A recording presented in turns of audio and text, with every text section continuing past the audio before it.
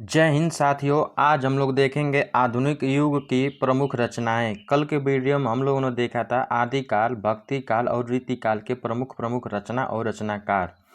तो अगर ये वीडियो आप लोगों को अच्छा लगेगा तो चैनल को सब्सक्राइब जरूर करिएगा, बेल आइकन को जरूर दबाइएगा। तो चलिए आज की वीडियो हम लोग शुरू करते हैं। आधुनिक युग की प्रमुख रचनाएं। आधुनिक युग के प्रमुख जनक जो हैं भारतेंदु हरिश्चंद्र जी को माना जाता है। किसको माना जाता है? भारतेंदु हरिश्चंद्र जी को इनको जनक माना जाता है आधुनिक युग के। उनका जन्म 9 सितंबर 1850 ईस्वी को बनारस में हुआ था। 1850 ईस्वी में बनारस में हुआ था। कहाँ हुआ था? बनारस में। भारतेंदु हरिश्चंद्र जी को आधुनिक हिंदी का साहित्य का प्रवर्तक माना जाता है। अगर प्रश्न में पूछ दिया कि आधुनिक हिंदी के प्रवर्तक कौन है तो भारतेंदु हरिश्चंद्र जी हैं। उनकी रचनाओं में आधुनिक हिंदी साहित्य की नींव डाली। अगर आपका प्रश्न बनता है कि आधुनिक हिंदी साहित्य की नींव किसने डाली तो भारतेंदु हरिश्चंद्र जी डाली। ठीक है। उसके बाद हम नेक्स्ट देखेंगे भारतेंदु हरिश्चंद्र जी की प्रमुख रचनाएं। तो मैं भारतेंदु हरिश्चंद्र जी की प्रमुख रचना ही लिया हूँ। वैसे तो ज़्यादा है लेकिन मैं मुख्य को ही लेके आया हूँ। देखिए भारतेंदु हरिश्चंद्र जी की प्रमुख रचनाएं। उनकी रचना एक है प्रेम मालिका, प्रेम सरोवर, गीत गोविंदानंद, वर्षा विनोद, प्रेम विनय पचासा, प्रेम फुलवारी और रेणु गीत आदि। कौन सी? रेणु गीत आदि। ये आपकी मुख्य उनकी रचनाएं हैं। अगर आप लोगों को वीडियो अच्छा लगेगा तो ज़रूर थोड़ा शेयर करिएगा और अपने दोस्तों में भी इस वीडियो को ज़रूर भेजिएगा। उसके बाद हम लोग आगे बढ़ेंगे। नेक्स्ट जो हैं श्रीधर पाठक जी। तो श्रीधर पाठक जी खड़ी बोली हिंदी के पहले कवि माने जाते हैं। अगर प्रश्न में पूछ दिया खड़ी बोली हिंदी के पहले कवि कौन है तो श्रीधर पाठक जी। कौन है? श्रीधर पाठक जी। उनका जन्म 1859 में हुआ था और इनका निधन जो है 1928 ईस्वी में हुआ था। अब हम लोग देखेंगे श्रीधर पाठक जी की प्रमुख रचनाएं। तो पहली उनकी रचना है भारतो उत्थान। क्या है? भारतो उत्थान। जार्ज वंदना। क्या है? जार्ज वंदना। बाल विधवा, वनाष्टक, कश्मीर सुषमा, देहरादून, भारत गीत। भारत गीत जो है इनकी इम्पोर्टेंट है। ये प्रश्न जरूर पेपर में आता है तो इसलिए आप लोग इसको नोट डाउन जरूर करिएगा। देखिए कुछ नीचे अभी भी बचा है। भारत गीत इम्पोर्टेंट है, आप लोग इसे नोट डाउन जरूर कर लीजिए। उनकी नेक्स्ट रचना है धन विनय और गुणवंत हेमंत। तो इनकी मुख्य ये रचनाएं हैं। उसके बाद हम लोग नेक्स्ट आगे देखेंगे मैथिली शरण गुप्त की प्रमुख रचनाएं। तो मैथिली शरण गुप्त भी आधुनिक युग के ही कवि हैं। तो इनकी रचना है रंग में भंग, रंग में भांग, जयद्रथ वध इनकी जो है प्रमुख रचना इंपॉर्टेंट होती है। इसको आप लोग जरूर नोट डाउन कर लीजिएगा। ये भारत भारती भी इनकी इम्पोर्टेंट है। ठीक है। उसके बाद हम लोग नेक्स्ट नीचे भी इनकी रचना हम लिए हैं। जैसे पंचवटी हो गया, पंचवटी, झंकार, साकेत, यशोधरा और जय भारत, ये इनकी प्रमुख रचनाएं हैं। उसके बाद हम लोग आगे बढ़ेंगे अयोध्या सिंह उपाध्याय, हरिऔध, इनकी प्रमुख रचना हम लिए हैं। तो हम ज़्यादा मुख्य बिंदु को और रचनाओं को लिए हैं। तो उसके आगे हम नेक्स्ट देखेंगे इनकी जो प्रमुख रचना है प्रिय प्रवास है, रस कलश है, चुभते चौबदे हैं, चोखे चौपाटी हैं। अब बोलचाल, ये चुभते चौपदे और चोखे चौपाटी ये जो है दोनों इम्पोर्टेंट हैं। इनको आप लोग नोट डाउन जरूर करिएगा। देखिए एक नीचे और छूट रहा है आपका वैदेही वनवास, इनकी ये रचना है। उसके बाद हम लोग नेक्स्ट आगे बढ़ेंगे सुभद्रा कुमारी चौहान जी की। इनकी हम प्रमुख रचना लिए हैं त्रिधरा और मुकुल। क्या है? त्रिधरा और मुकुल। उसके बाद वीरों का कैसा हो बसंत, ये सुभद्रा कुमारी चौहान जी की प्रमुख रचना है। और इनको वीर रस के बारे में ज़्यादा रचना लिखी हैं।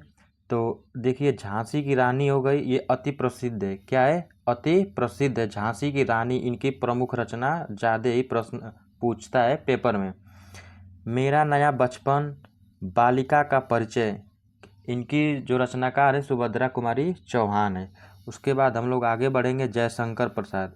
ये प्रश्न, जयशंकर प्रसाद ऐसे लेखक हैं जो इनका प्रश्न हर एक पेपर में फंस रहा है, बनता है और पेपर में फंसता जरूर। तो आप लोग इसे जरूर से नोट डाउन करते चलिएगा। इनकी प्रमुख रचनाएं उर्वशी, वन मिलन, प्रेम राज्य, अयोध्या का उद्धार, कानन कुसुम, प्रेम पथिक।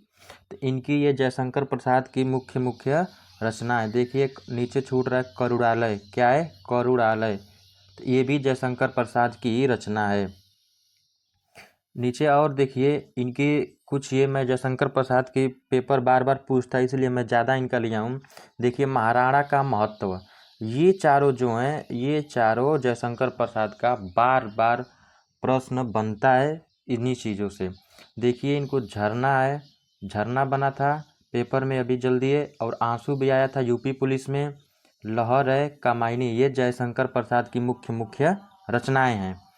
तो उसके बाद हम देखेंगे सुमित्रा नंदन पंत जी की प्रमुख रचनाएं। सुमित्रा नंदन पंत जी की हम लोग प्रमुख रचनाएं देखेंगे, और उसके आगे हम लोग और भी कुछ लेखक लिए हैं, उसके बाद हम लोग आगे बढ़ते चलेंगे, ठीक है। तो इनकी प्रमुख रचनाएं देखिए कौन कौन सी है। छायावादी गिरजा का घंटा, उच्चवास, ग्रंथि, वीणा, पल्लव, ये सुमित्रा नंदन पंत जी की प्रमुख रचनाएं हैं। उसके बाद देखिए नीचे और है गुंजन है, युगवाणी है, रजत शिखर है, कल और बूढ़ा चांद, ये इम्पोर्टेंट है। उसके बाद है लोकायतन। उसके बाद हम लोग नेक्स्ट देखेंगे किस कवि यार, देखिए महादेवी वर्मा, वहाँ महादेवी वर्मा भी प्रमुख रचनाओं में से एक हैं। देखिए इनकी जो प्रमुख रचना है, पहली रचना है निहार, दूसरी रश्मि, नीरजा, संध्या गीत, यामा। यामा तो सबसे इम्पोर्टेंट है, क्या है यामा जो है सबसे इम्पोर्टेंट, एकदम नोट डाउन कर लीजिएगा, ठीक है। और यामा पे ही इनको ज्ञानपीठ पुरस्कार मिला था, क्या मिला था, ज्ञानपीठ पुरस्कार इनको यामा पे ही मिला था। इनको ज्ञानपीठ पुरस्कार यामा पे मिला था, किस रचना पर, ज्ञानपीठ पुरस्कार यामा पर। तो इसे आप लोग नोट डाउन जरूर कर लीजिएगा। ये यामा बहुत बार पूछा गया है प्रश्नों में, यामा जो है बहुत बार पूछा गया है, अभी यूपी पुलिस में ही यामा आया था। उसके बाद देखिए इनकी प्रमुख रचना है दीप शिखा, क्या है दीप शिखा। उसके बाद सप्तपर्णा भी इन्हीं की रचना है। उसके बाद हम लोग आगे बढ़ेंगे, माखन लाल चतुर्वेदी की प्रमुख रचनाएं, किसकी, माखन लाल चतुर्वेदी की प्रमुख रचनाएं। तो इनकी देखिए प्रमुख रचनाएं कौन कौन सी हैं। हिमगिरी टिनी, क्या है हिमगिरी टिनी, हिम तरंगिणी है इनकी एक रचना है। फिर है माता, उसके बाद युग चरण, समर्पण वेणु लो गूंजे धरा, क्या है समर्पण वेणु लो गूंजे धरा। फिर उसके बाद है मरण ज्वार, क्या है मरण ज्वार, बिजुरी काजल आज रही, ये इनकी इम्पोर्टेंट है, क्या है बिजुरी काजल आज रही। तो ये इनकी एक प्रमुख ज़्यादा रचना है। उसके बाद है रामधारी सिंह दिनकर जी, रामधारी सिंह दिनकर भी बहुत मुख्य कवि हैं, इनका भी पेपर में प्रश्न बनता है, जो रचनाएं बार बार पूछी जाती हैं। तो आज हम इनके रचनाओं के बारे में देखेंगे, रेणुका, हुंकार, सामधेनी, कलिंग विजय और कुरुक्षेत्र। ये जो दोनों रचना है ये इम्पोर्टेंट है, क्या है इम्पोर्टेंट है, ज़्यादा ये प्रश्न पूछता रहता है। और उसके नीचे देखिए उर्वशी, उर्वशी भी बार बार प्रश्नों में बन रहा है इस समय। उर्वशी जो है और रश्मि रथी और परशुराम, ये सारी इनकी रचनाएं हैं। उसके बाद हम लोग देखिए और ले लिए हैं इनके इतिहास के आंसू, क्या है इतिहास के आंसू, धूप और धुआं, दिल्ली शहर से मत ये समझिएगा, दिल्ली इनकी एक रचना है, दिल्ली भारत की राजधानी है ठीक है, लेकिन दिल्ली इनकी एक रचना है। उसके बाद देखिए नीम के पत्ते, नील कुसुम, कोयला और कवित्र, हारे को हरिनाम, ये इनकी प्रमुख रचनाएं हैं। उसके बाद देखिए हम धर्मवीर भारती की प्रमुख रचना लिए हैं। तो अब इनको हम देखेंगे प्रमुख रचनाएं धर्मवीर भारती जी की। अंधा योग, कनुप्रिया, ठंडा लोहा, सात गीत वर्ष, ये वीर भारती जी की प्रमुख प्रमुख रचनाएं हैं। उसके बाद देखिए लास्ट है हरिवंश राय बच्चन, सॉरी बच्चन टाइप करना भूल गए हैं, हरिवंश राय जी की प्रमुख प्रमुख रचनाएं हैं। तो देखिए इनकी है, इनका बहुत एक ट्रिक है, जिस में मधु मधु आए, तो ये हरिवंश राय जी की रचना होगी, किसकी, हरिवंश राय जी की।